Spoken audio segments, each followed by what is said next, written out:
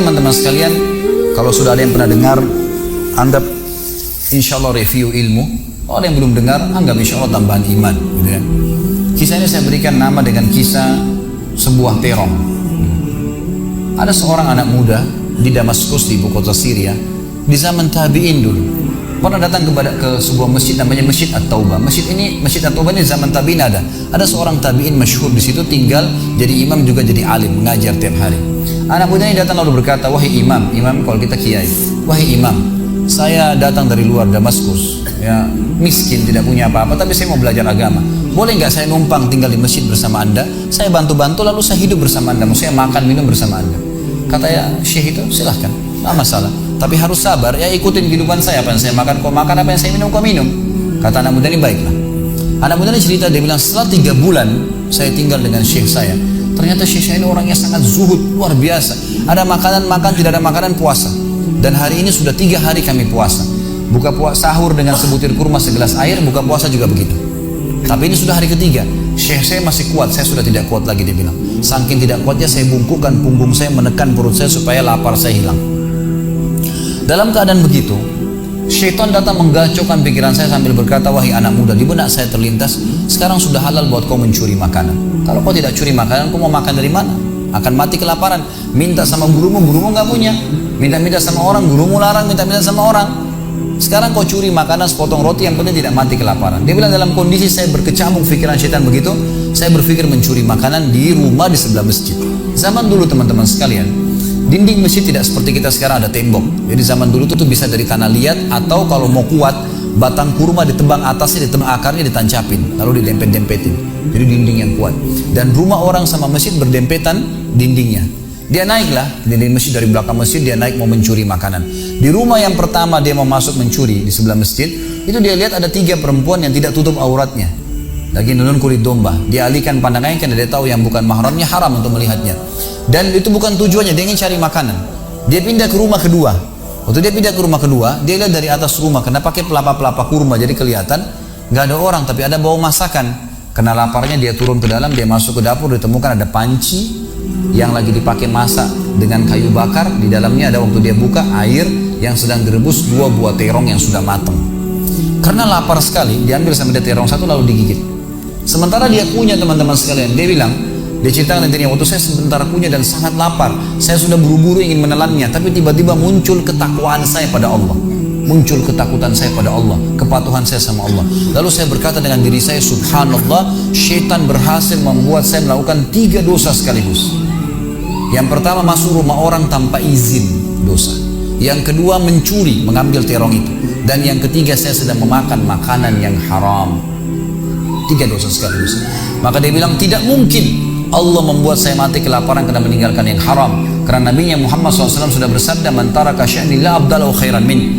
Siapa yang meninggalkan sesuatu karena Allah, Allah akan gantikan yang lebih baik darinya. Lalu saya lempar gumpalan makanan terong itu ke lantai dapur tersebut, lalu saya kembali ke masjid.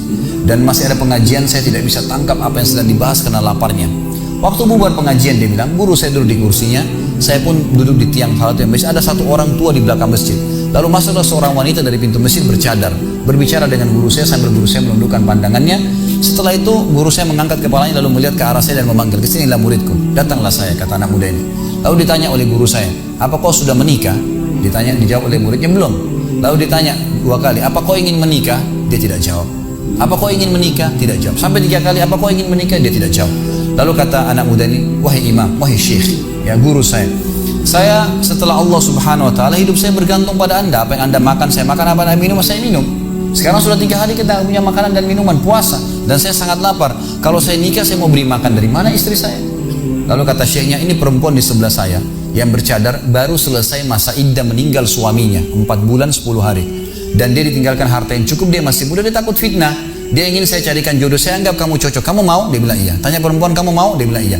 Syekhnya keluarin kendi dari kamar, dikasihkan jadi mahar, panggil walinya perempuan, panggil 2 saksi, kalimat akad, selesai. Hitungan menit nih. Lalu kata syekhnya, "Pulanglah ke rumah istrimu. Saatnya sekarang kamu pulang, udah. Nanti kalau mau sholat, mau ibadah, silakan datang ke masjid. Sudah nggak perlu lagi numpang di masjid." Pulanglah dia sama istrinya. Dia ceritain, "Dia baru saya jalan sama istri saya, masih malu-malu, baru nikah.